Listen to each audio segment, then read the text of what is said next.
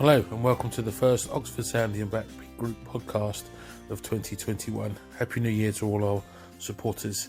I'm your regular host, Andrew O'Shea.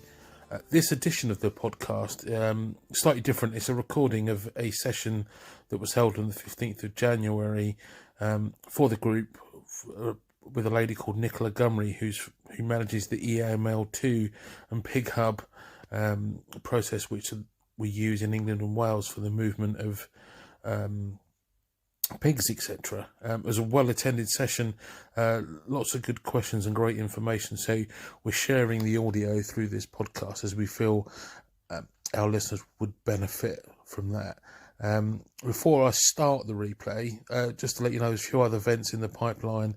February the 5th at 7:30, we have a similar talk on movements for Scotland from Scott EID about the movement process up there. Later on in February, Emily Boyce from AHDB Pork is giving a talk to us on what they can offer us as small-scale pig producers. And then in March, we'll be joined by Dr. Zoe Davis from the National Pig Association. She's going to be talking to us too. All these events are held via Zoom meetings, and you can register for these events via the main Facebook group or our website in the events section. I'd also like to mention we have made some changes to the genetic spread allowance criteria for qualification. Now, originally, the guidance for mileage was at 200 miles or 4 hours, and we felt that impeded people moving and the spread of pigs, and the spread of the bloodlines when moving east to west or west to east in England and Wales.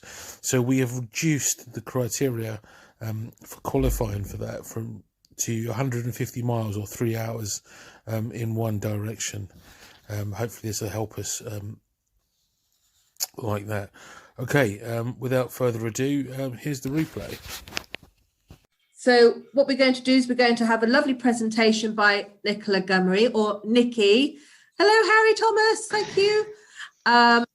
And you would have heard, I think, the podcast that Nicola kindly gave to us last year. Can't remember, was it November time, Nicola? I think so, yeah, about then, yeah. Whenever. So what we're going to do is we're going to run through the movement license for the pigs. Nicola's most probably going to talk to us about the Pig Hub, the disease charter, which is all there at the click of the finger for you lot to use using the same password and so on as you do when you click into your movement license. So feel free to interact, ask your questions, and over to you, please, Nikki. Hi, everyone. Thank you for taking your Friday evening out to join us. I'd just like to say there isn't a presentation because I thought a presentation at 7:30 on a Friday night was not what anybody wanted. What I want to do really, this is about you and what do you want to know, or what are you unsure of? So I thought the way to kind of elicit that discussion is I'm going to share my screen and I'm going to do a test license. So I'm going to do a farm to slaughter license. There's a couple of things that I want to cover when I do that. So those of you that have been on recently will see that there's some additional questions now in the food chain information section, and that's to do with us leaving the EU. So I'll talk through some of that. And as I say, if there's particular questions about the license, I know controlled and non-controlled housing will probably be something that we want to talk about, and we'll do that. But then what I want to really do, because you all know how to create a movement license, what I really want to do is show you, then go into Pig Hub and show you how you can log on to Pig Hub and all the different things that you can do from there, and make sure that you're all managing to get the value out of Pig Hub and all the things that it links to and all the information that's on it. So it's going to be a bit of a whistle-stop tour. I spend, as I'm sure Emily and probably Kim will verify, most of my day talking to people. So I get a bit sick of the sound of my own voice. So I shall be pleased to have questions. I'm new to Zoom. I'm a Zoom virgin. Even through lockdown, I've managed to avoid Zoom for some reason. So I'm not sure when I share my screen if I can see what's going on, if you're asking questions and things. So it might be that you have to shout up on audio if I seem to be ignoring you. All right. Just before I do kick off, is there anything in particular that people are interested in or want to talk about?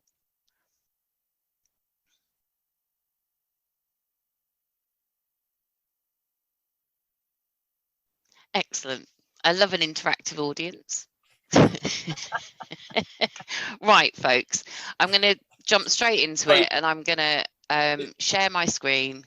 Nikki, it's Andrew O'Shea. Just one thing when you're going through the movement form, there's often a lot of questions. I know we covered this in the podcast about the controlled, non-controlled housing often causes a lot of problems. And I know my abattoir always asks me to send it as controlled, regardless of how they're kept, because it triggers the trichinella testing. So I don't know, maybe if you can cover a bit more of that as best you can when you get to that point. I will talk about that. I think one of the I'm guessing all around the world there's been really strange things that have happened because of Brexit that none of us really thought about.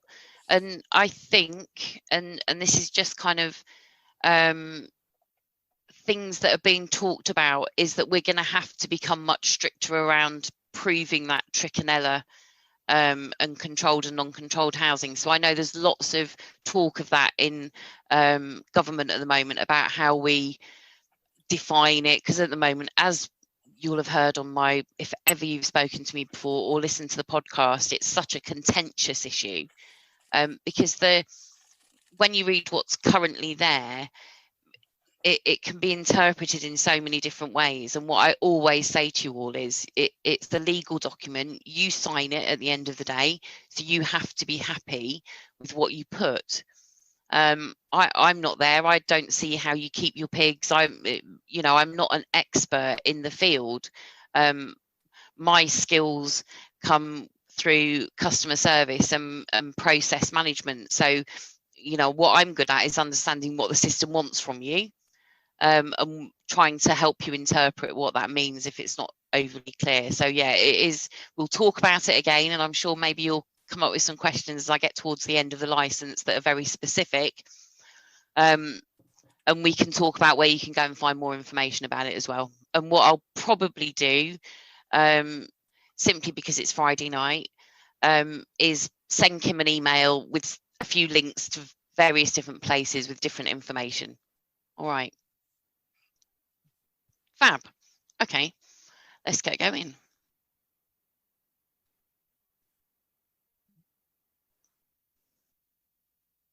So I'm hoping you can all see my EAML2 screen. Can I have a thumbs up just off anybody? Brilliant. Thanks, Kim. Right, so hopefully you'll all...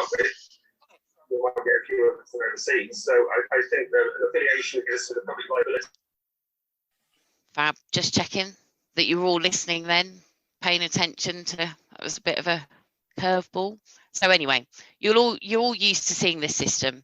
Now, when I log in, it will be different. Most of you will only see this top set of menus. Because I'm an admin user, I get to see everything, so it will look slightly different for you. One of the things that I think is really useful is the help section.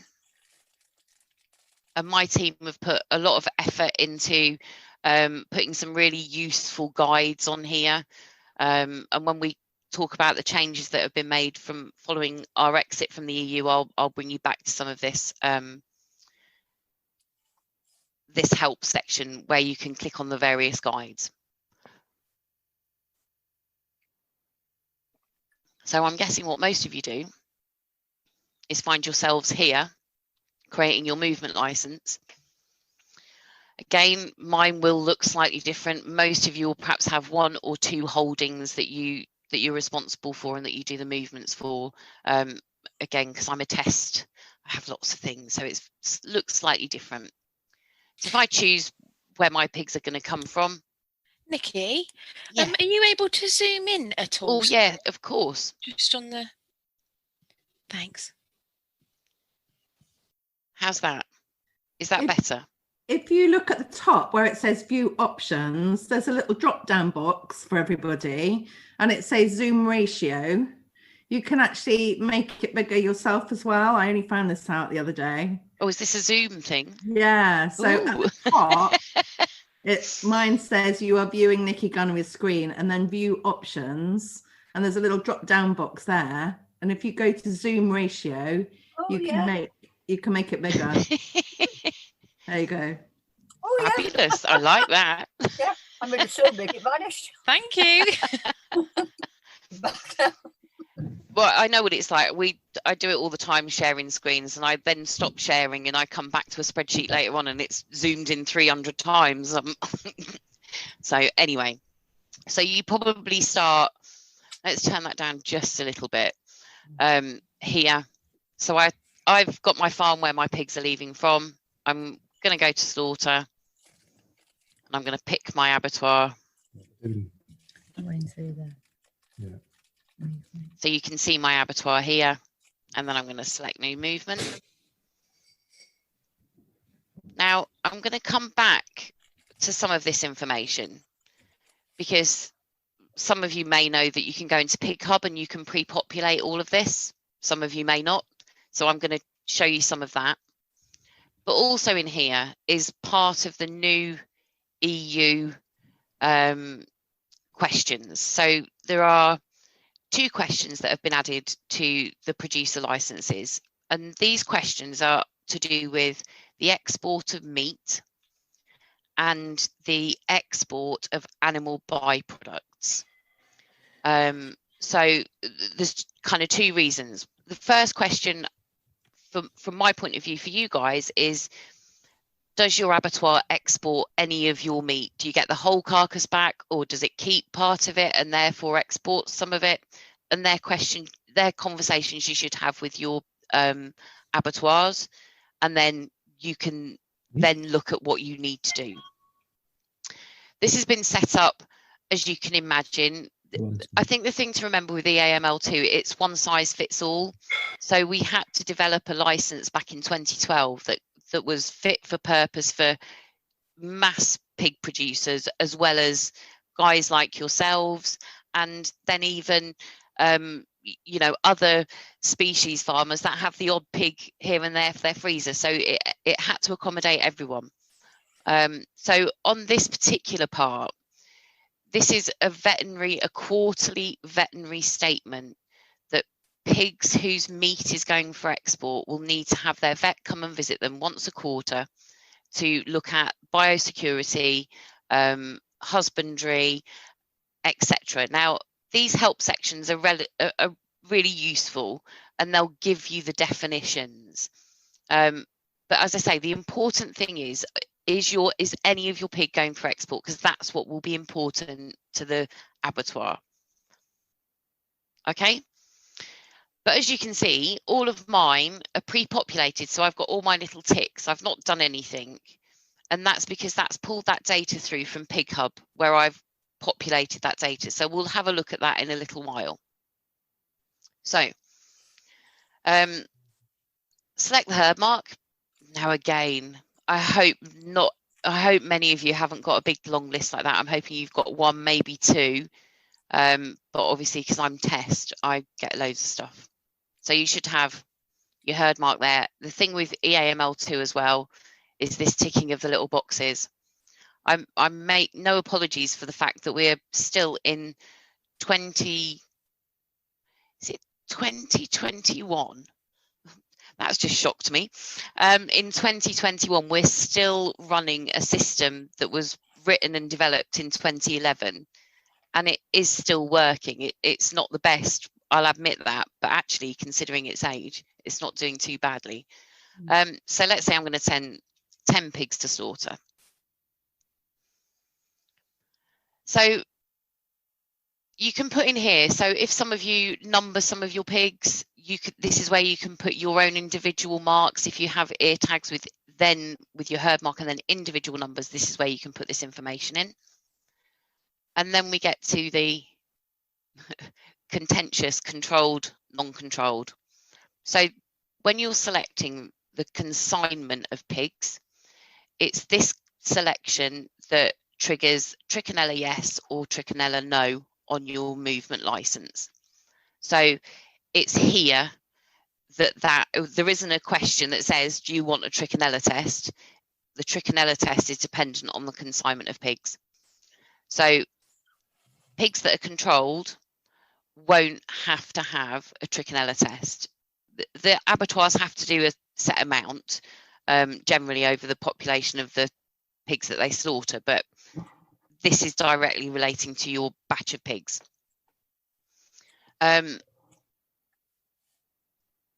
So if we choose controlled there, you've got a link here to a document that I've attempted to read, have read, attempted to understand. It's a complicated document, mainly because when this was introduced, there was never real any resolution on definitions, and that's what I think there's an appetite for that at the moment in government with regard to exporting and making sure that our farmers and our producers are seen to be doing all of the right things, you know, that we're high welfare, that we look after our animals, that we follow the rules, etc., etc. So this may well change, but at the moment, what it is essentially talking about is controlling the ability for wildlife to get into your feed and water so that it could possibly pass on the parasite Trichinella. Beyond that, if I'm honest, I'm not a vet and I'm not a environmental expert. So I can't go into much more detail than that. But if anybody's got any particularly burning questions or something that's very specific to how they house and farm their animals, then perhaps get in touch with me after the call and we can get you in touch with the right people then, either within AHDB or in the wider support group, so looking at local authority animal health and things like that. All right. Nicola, could I also can we remind people that the Trichinella testing is also free? Because I think it was last year or the year before, there was a few people that said that they were charged by their abattoirs, but that was going back a couple of years. But I just wanted to remind people. As far as I am concerned, the scheme is free.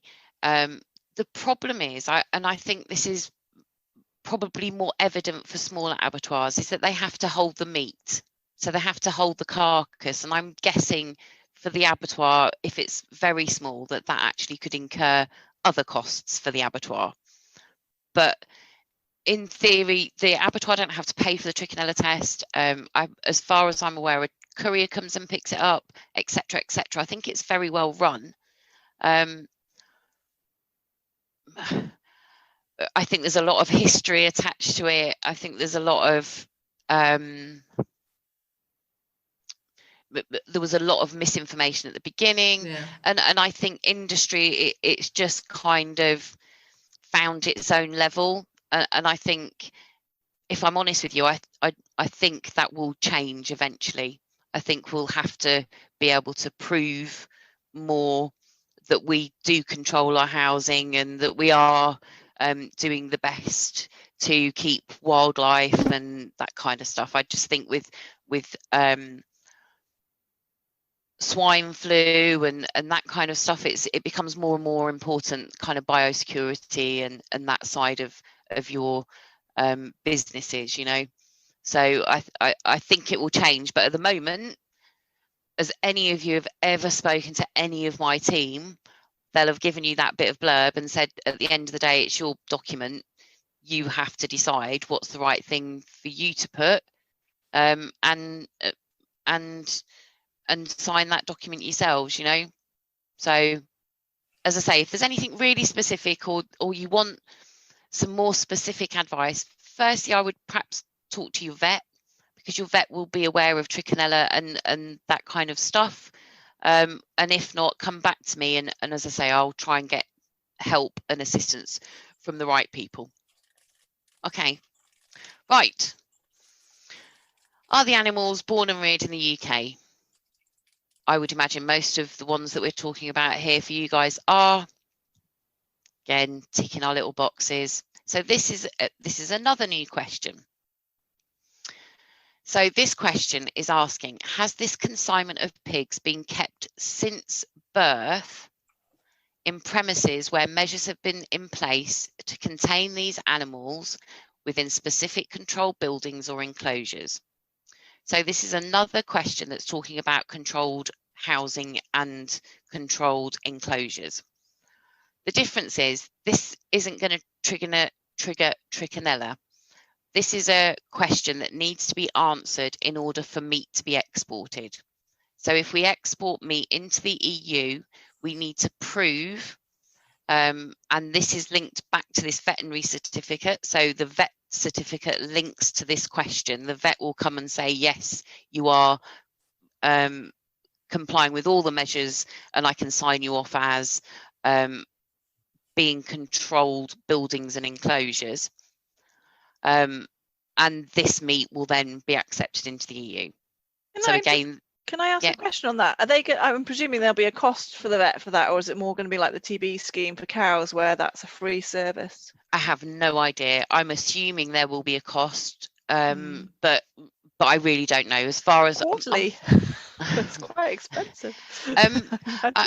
Yeah, absolutely. And I think the vets have been given some really good guidance. So I don't think it's an onerous thing that they need to do.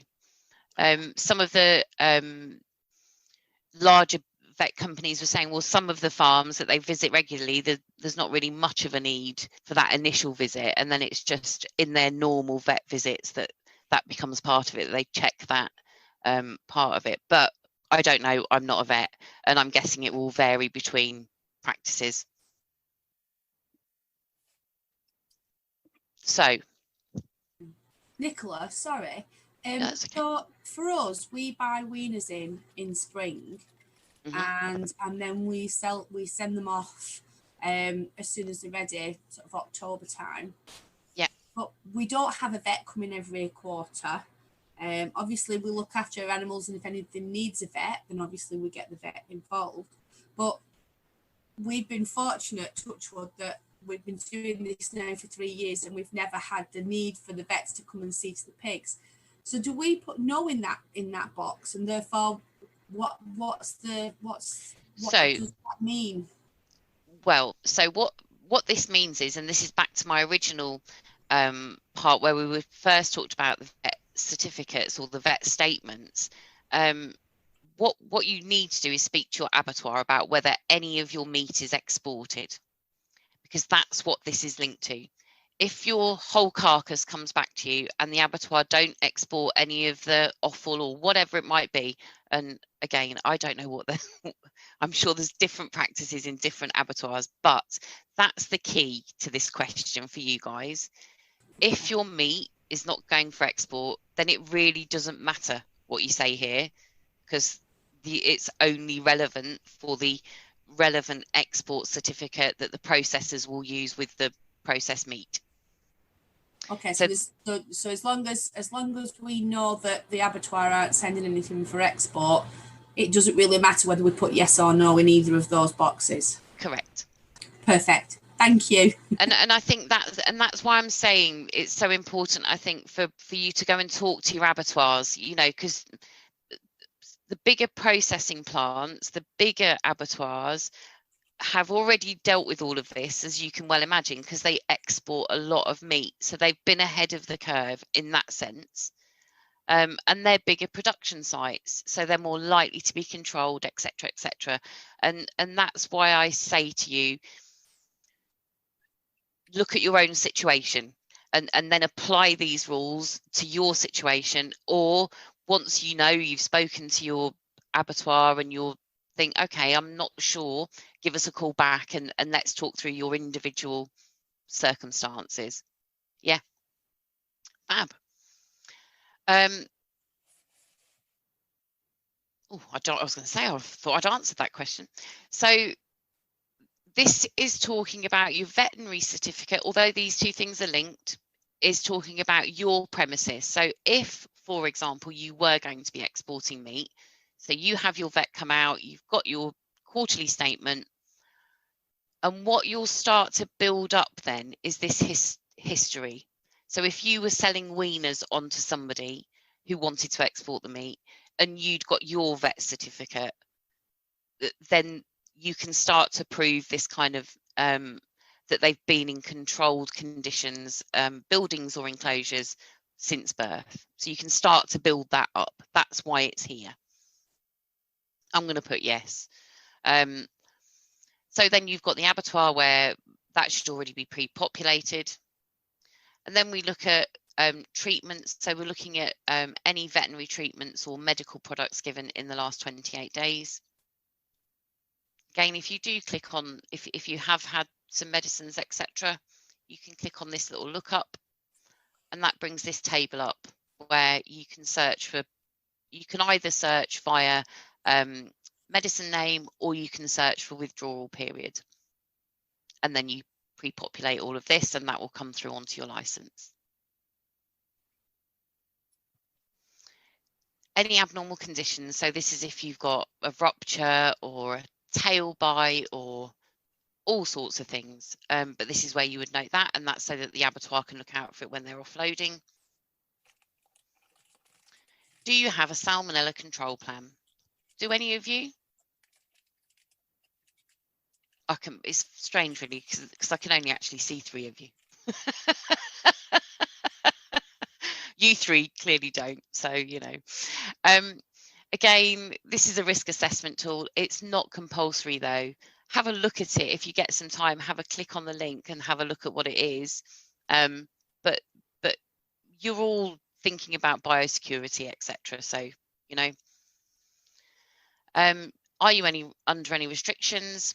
One of the common questions around this is perhaps where you've got cattle that are perhaps under TB restrictions is something that we quite often get asked about.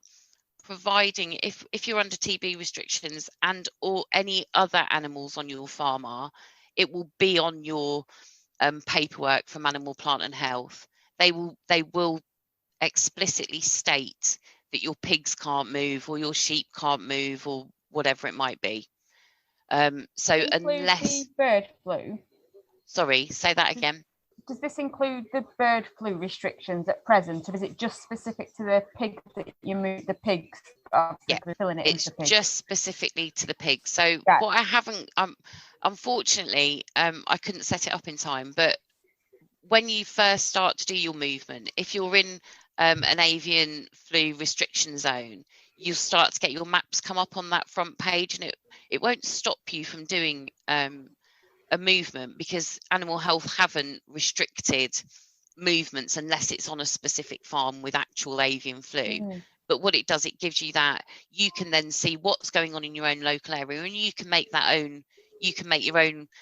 take your own risk assessment and decide, oh, do I want to move in and out of here or do I want to stay put?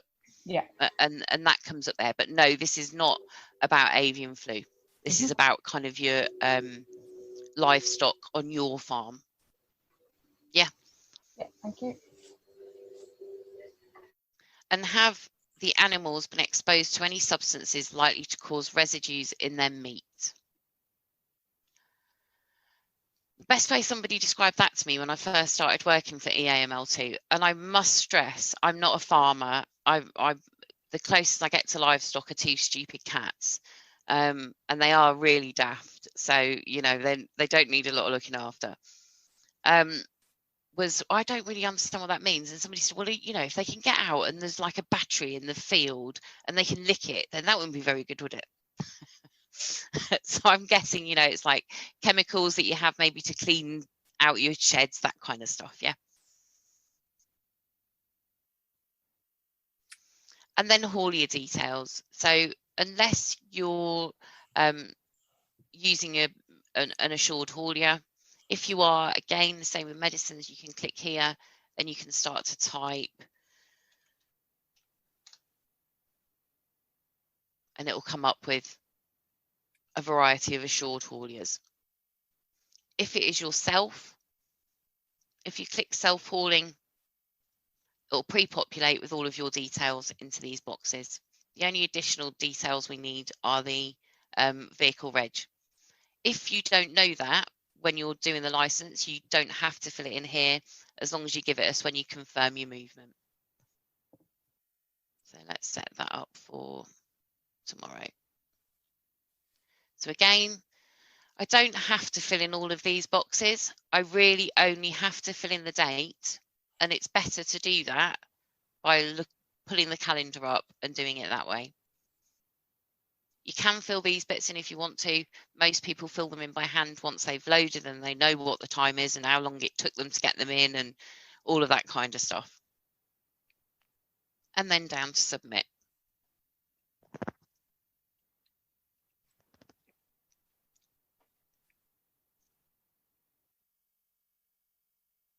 Bless. It's having a tough day today. There we go. So you then get a copy of your haulier summary, and this is what you take with you when you travel.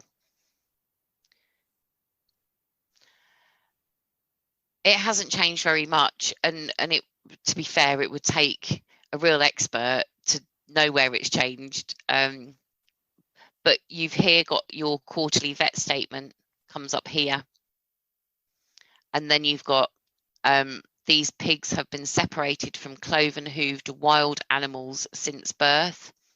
This is the question that we ask about controlled environment since birth. Well, you can ask me why the two questions don't say the same words. You can ask away, but I didn't invent the questions. So I can't tell you, I'm afraid. So that's your license. Any questions on that part of what we've just done?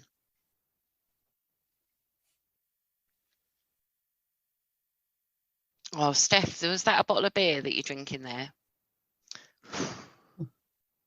I deserve a big glass of wine soon. Right. So I'm not sure whether many of you use PigHub and kind of use the it's a bit of a gateway really, PigHub. So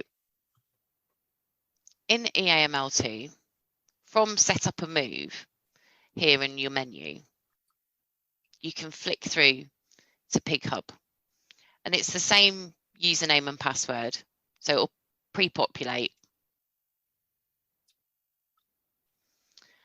And then you will probably only have this pink pig for producers. Some of you, if you're slightly larger and or part of a co-op or something like that, and you do that with your businesses, then you might have that corporate option.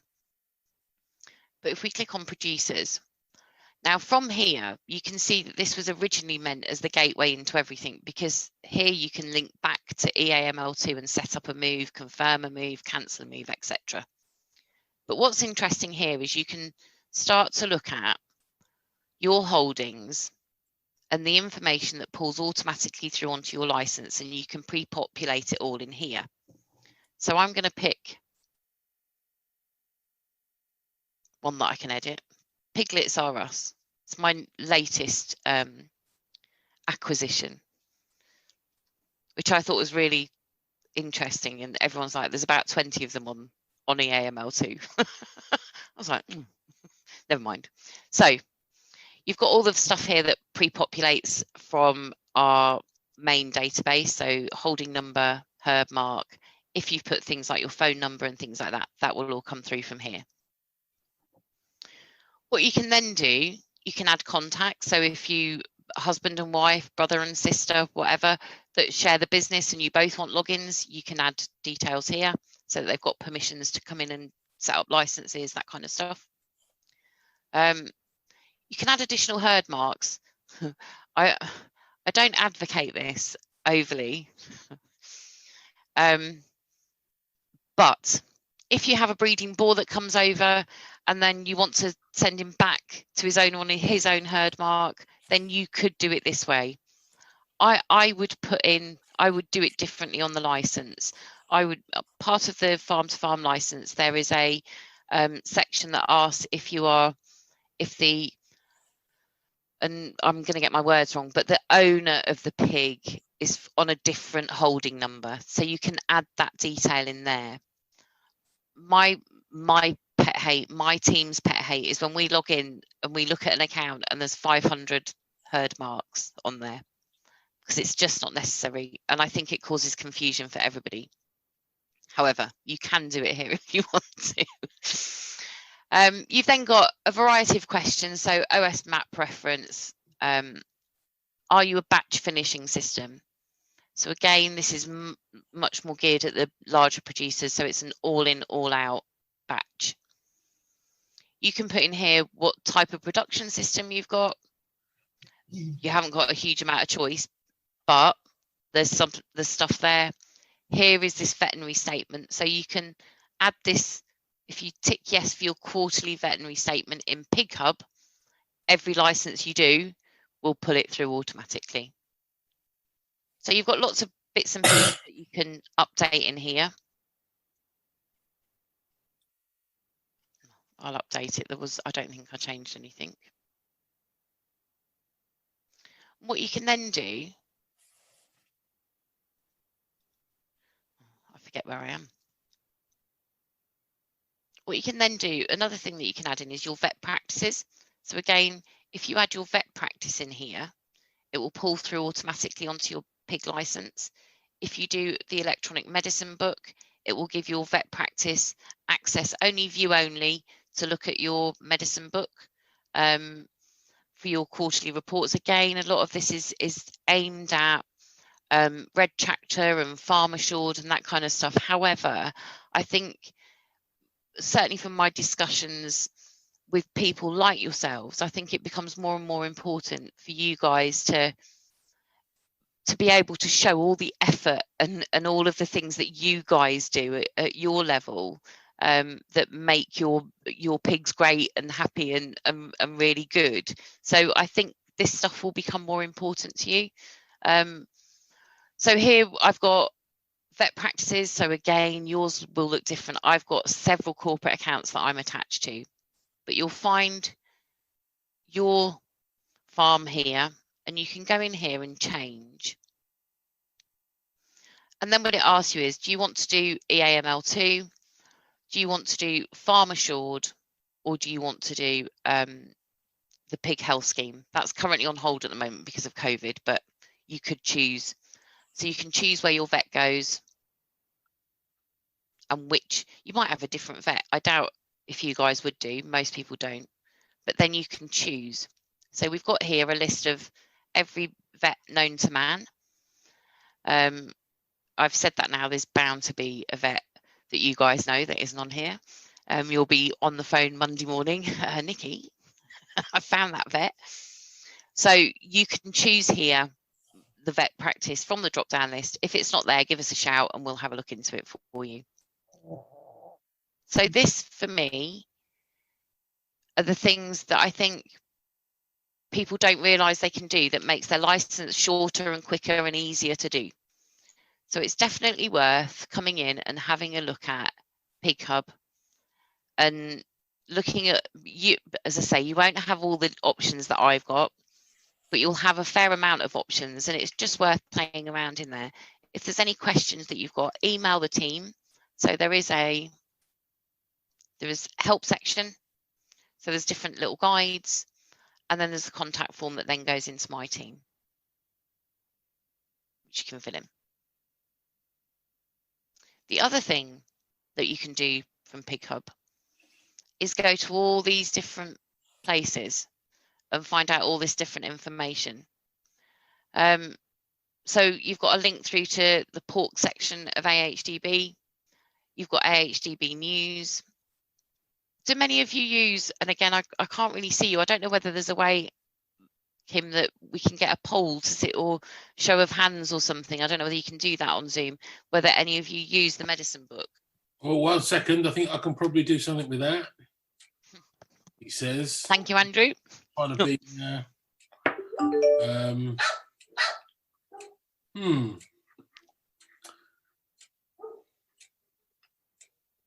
There should be an icon at the top that says view with like 6 different little squares, and if you click gallery and side by side on whatever, yeah. I can't seem to find a poll. Don't worry. Do you know what I'm going to do? I've listened to myself more than enough for 5 minutes. So what? Just kind of bring it back to the room and have a chat about what we've seen and what you think, etc. Does that feel all right, Kim? Yeah, it's fine. Give my voice a rest. There we go. Oh, and there they all are. So, any burning questions? Has there been any differences or anything that's going to be coming about with any new legislation that's coming to the foreground and not yet going? Not at the moment. Streamline, no. I think the big thing at the moment is exit from the EU, and I think that's where all the policymakers kind of focus is getting tweaking that, making sure that's fit for purpose, and that changes slightly as they move on with some of the deals and things like that. So that's a bit of a moving beast at the moment, and I think because that's a bit of a moving beast, that's where the focus is right now.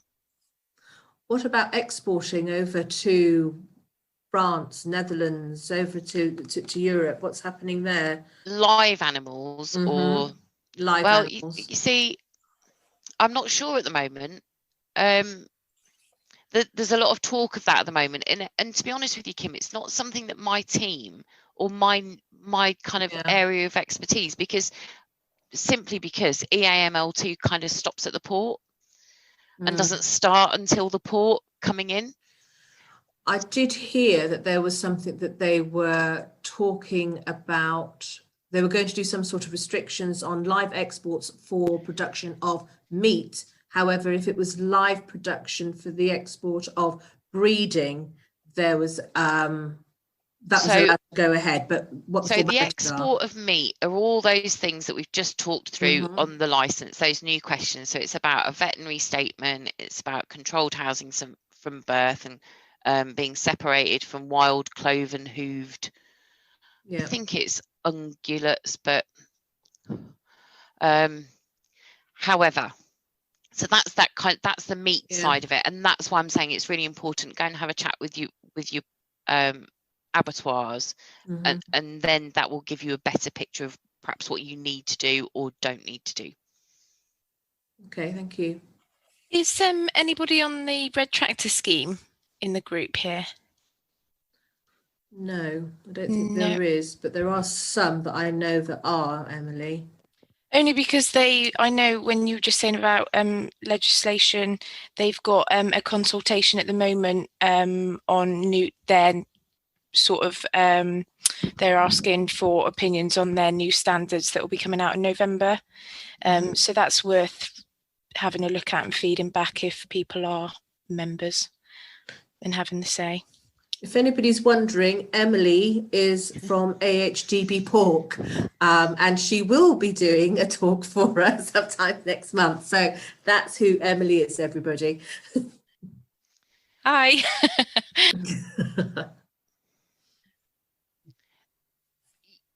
Yeah, I think there's some really interesting stuff coming through from Red Tractor, and certainly within AHDB. So the I think it's the Business Insights and Skills team, catchy little title.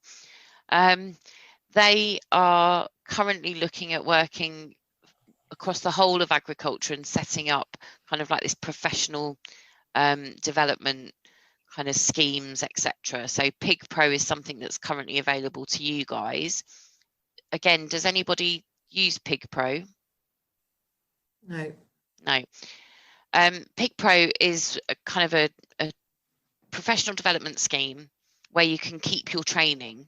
Now, probably at the moment for you guys, you've got your training records, you go on a course, you've got a certificate, etc., and that's actually okay. That's probably good enough. But I think as industry kind of takes you, quite rightly in my view, that takes the smallholder along with the industry professional development. So we're not talking about red tractor, but you know, proving to people that actually the effort that you guys put in and all of that goes into the care of your animals and your farms and your produce is really important. So I think industry are really starting to think about that and how will that work, and they're looking to bring things together rather than, oh, you know, if you do it for pigs then it's this system, if you've got dairy you do this system, if you've got a field of wheat you do it on this system. So I think, and that's quite a big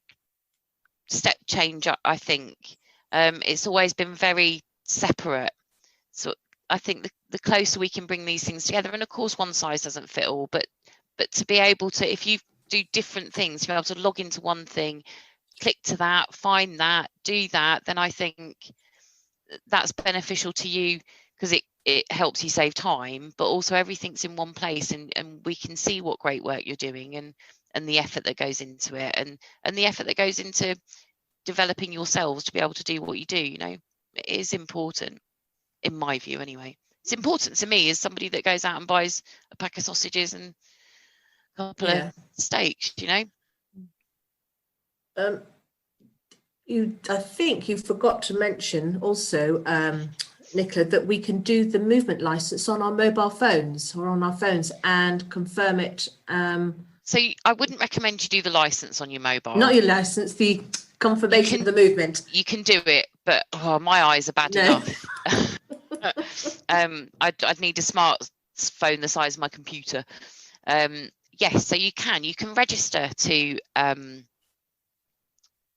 do your confirmations by text. That's what I meant. So do you want me to show you how that works and where you can do that? Please, because not a lot of people know about that. I'm sure, is that not a song or something, Kim? Yeah, I know. Right, so back into EAML2. You're going to go to your profile.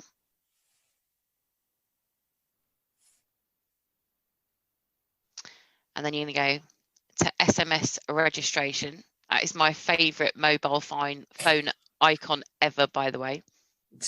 I've worked in many places and seen many of them, but that's my favourite. You'll then be taken to this page. Now you'll see you've come straight into Pig Hub, but it hasn't asked you to confirm who you are because we've got this single sign on, so it knows it's me. And then I would register a new mobile number. You put the number in twice. You can sign up for text alerts. Click the button. You click register. The system will then send your phone number a text message, and you reply to that text message with the word confirm, CONFIRM. You are then ready to go. All the bits and pieces that you need are here. So this is the text. This is the number that you text in to actually do your confirmations. And then depending on whether you're sending movements or receiving movements, depends what you text back. Now, once again, if we go back to EAML2 and help,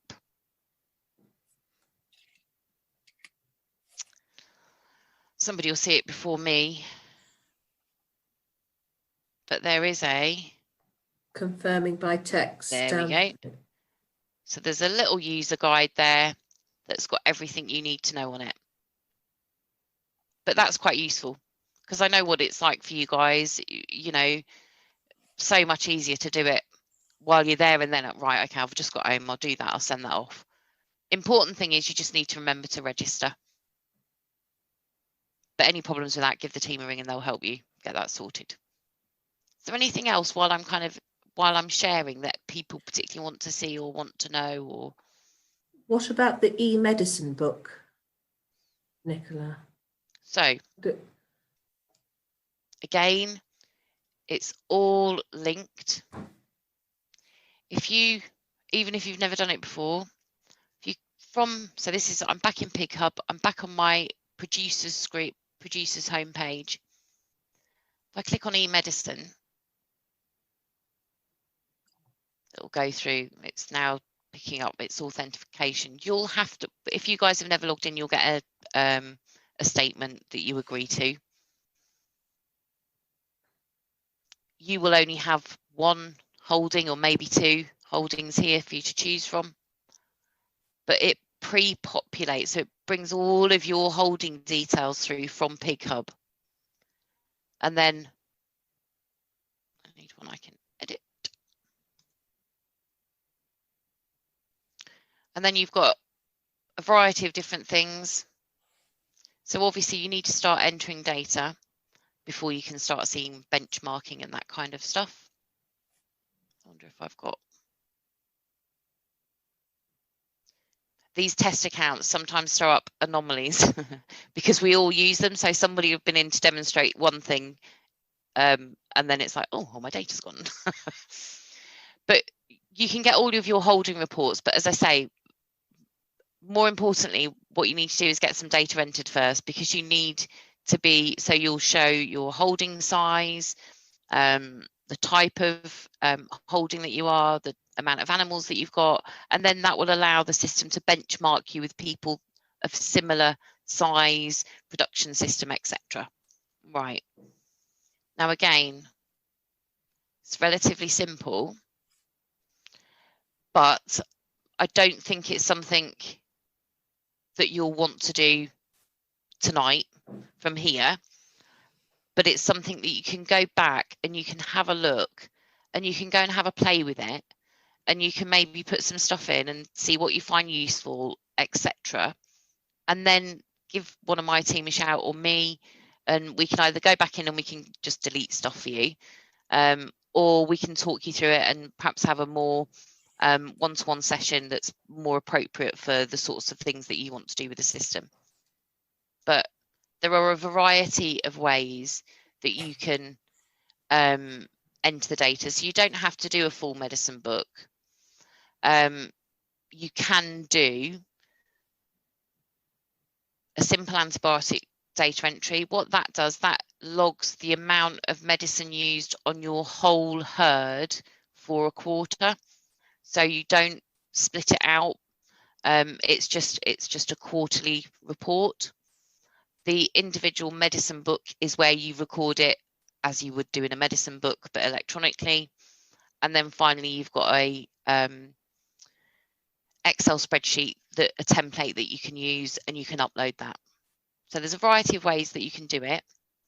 And again, if somebody wants, I can send on user guides. You can download them all from here. As you can see, you can get at everything. If you can get into EAML2, you can get at everything. And as I say, go and have a play. Have a look at it. If you put something in here, oh, just don't hit submit. Or if you do, give us a shout and we'll unsubmit for you.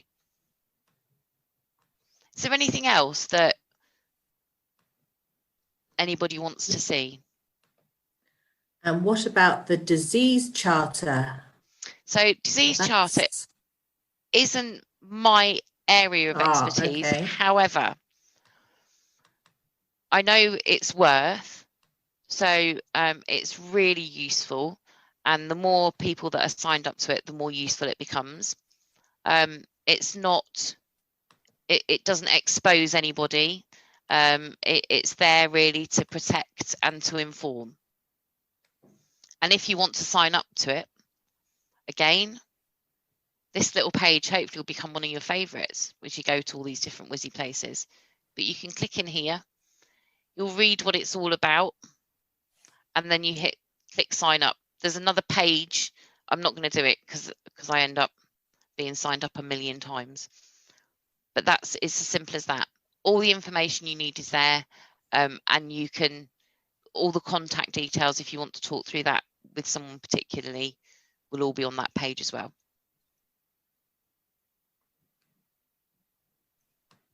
Nicola, yeah. sorry to interrupt. No? Just going back to the registering the mobile phone, can you register more than one mobile phone? Yeah. Yeah. Right. Thank as many as you like. Get the kids doing it on the way back from school. That would be interesting. They've got to earn their keep, I find. Having said that, as you well know, I only own 2 stupid cats, so you know, not the same thing.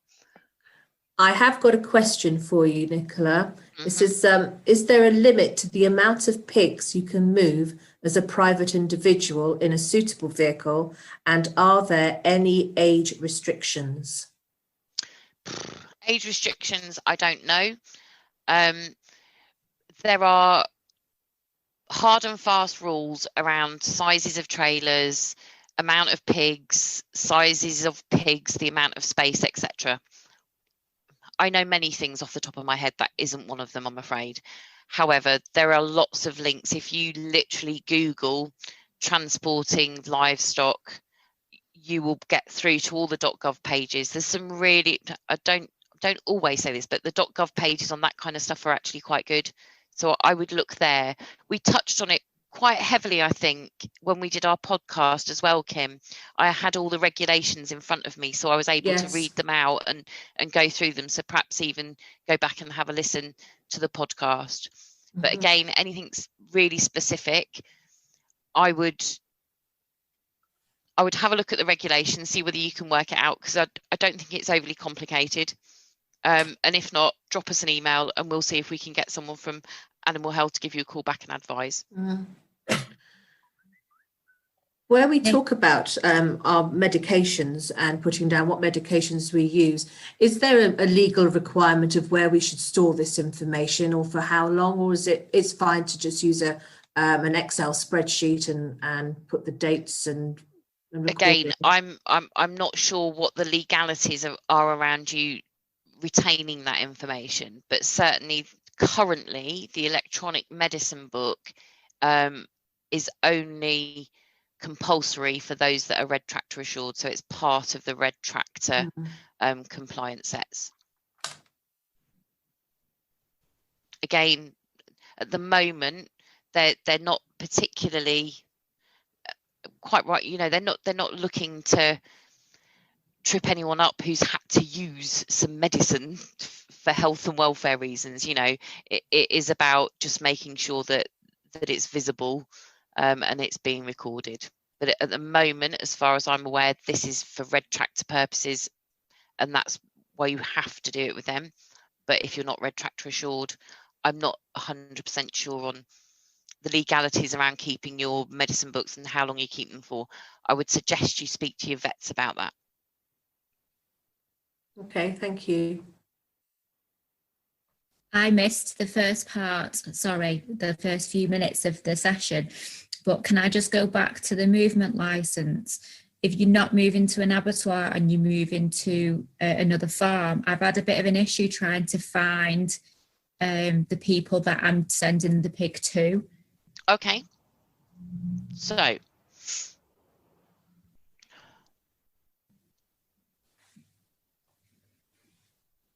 you're going to another farm. Excuse me, I'm going to sneeze. I'm going to try and put myself on mute, but I might not catch myself in time because now I'm not going to sneeze. Now I've said it, obviously.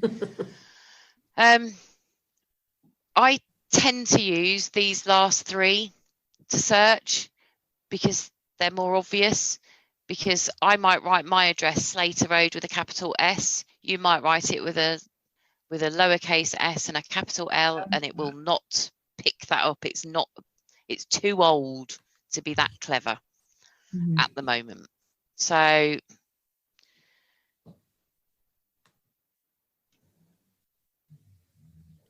got my postcode then. That's terrible, isn't it?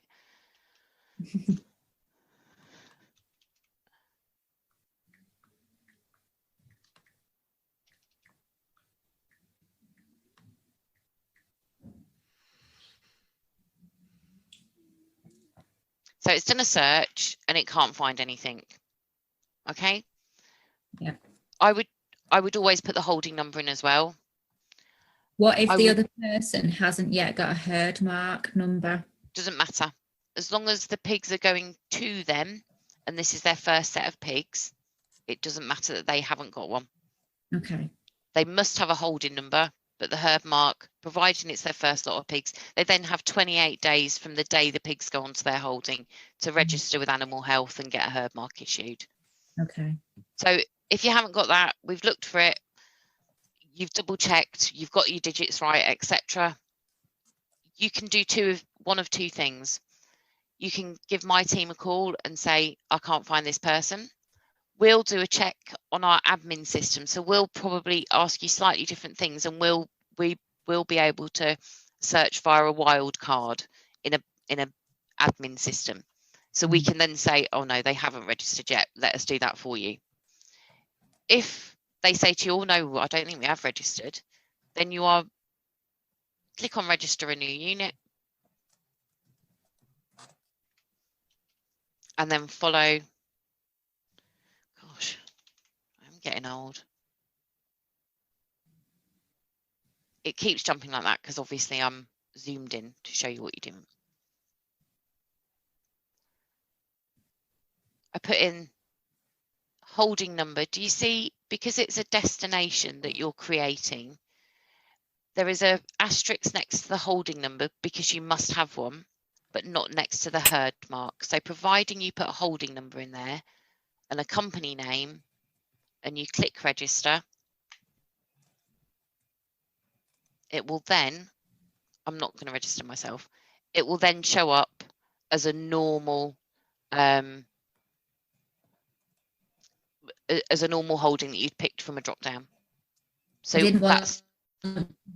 I saw that, but I didn't want to use it just in case I was doing the wrong thing. That's okay. Loads of people don't want to use it, which is why they ring us. Loads of people don't use it.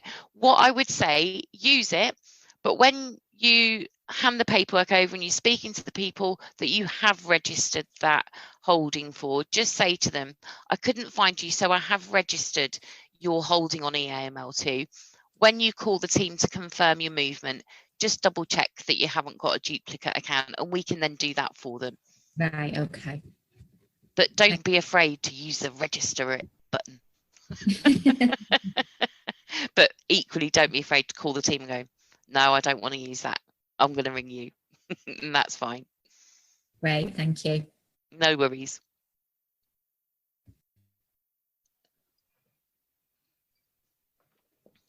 Any more questions? Sorry. I was going to say any more for any more. I've just got a quick one. We've taken over a small holding last week, so I'm very excited. And I'm looking at pigs as we speak, but they're not likely to, I'm not likely to get them until March, and we've sorted out fencing. But I'm wondering how long, if anybody knows how long it will take for the holding number to be registered in my name, because presumably if you looked at the number now, it wouldn't be in my name, it would be in the other holder's name. I think they're expecting it takes sort of, Have you spoken to RPA, Kira? No, I haven't yet. I would ring Rural Payments Agency yourself. Okay. Unfortunately,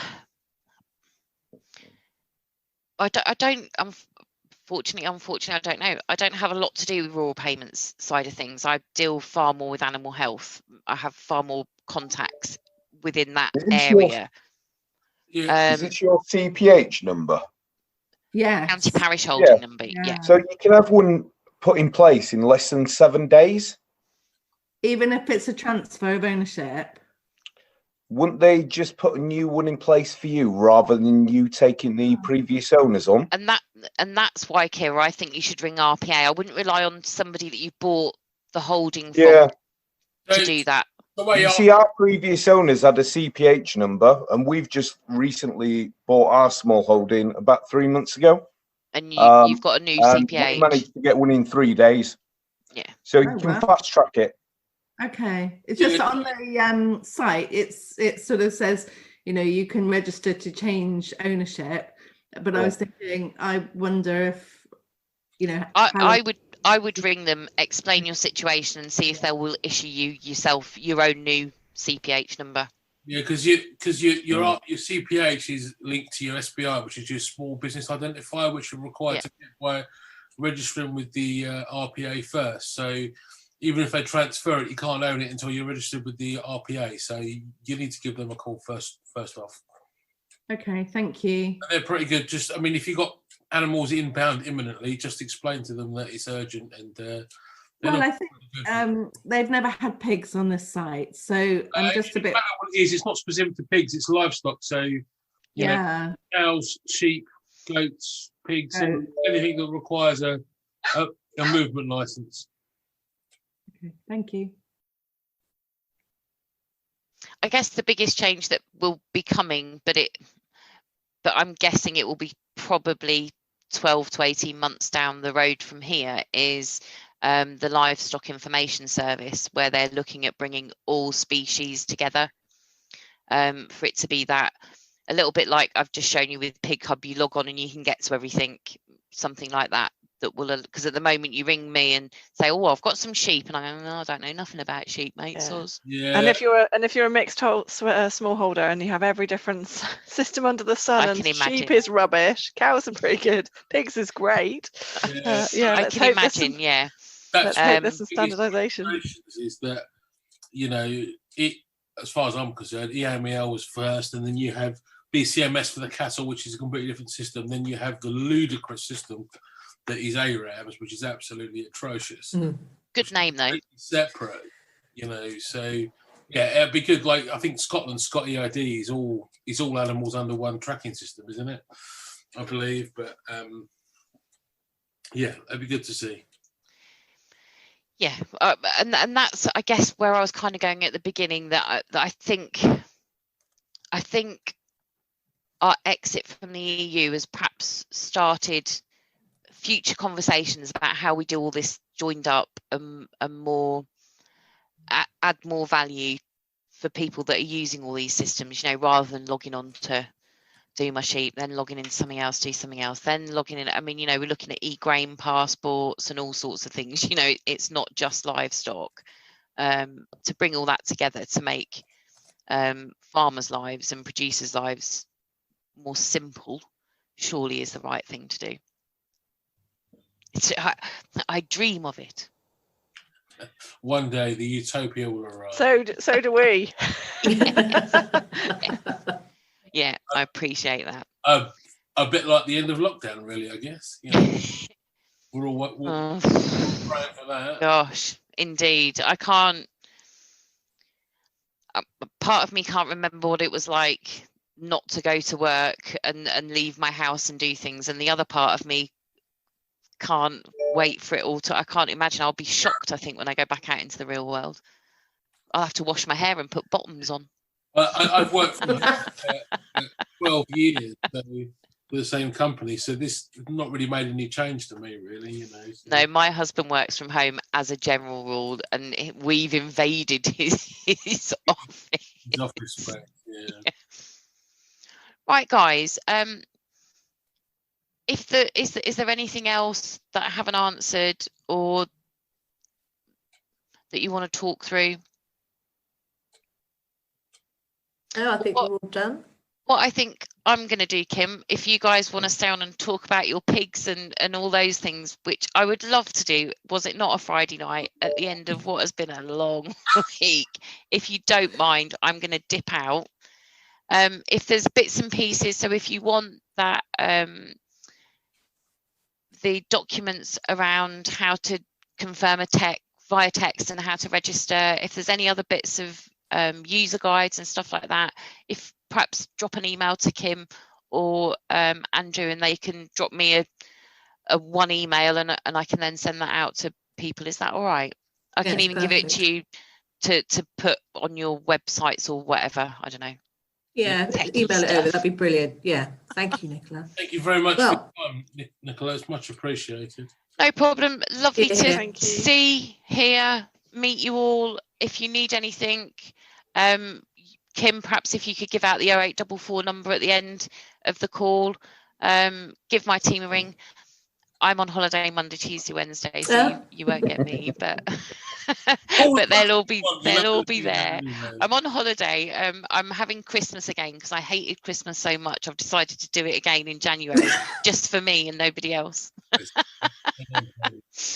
Have a lovely weekend, guys. Great to meet you all. Thank you very much. Bye-bye. Bye. Thank you. Well, thank you all for tuning in. I hope you found that replay useful. Don't forget to look out for the other events and register for them again via the website or the Facebook groups.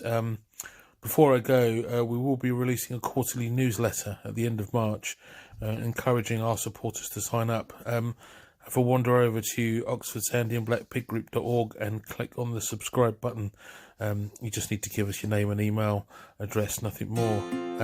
Well, that's it for this podcast. Until next time, happy pig keeping.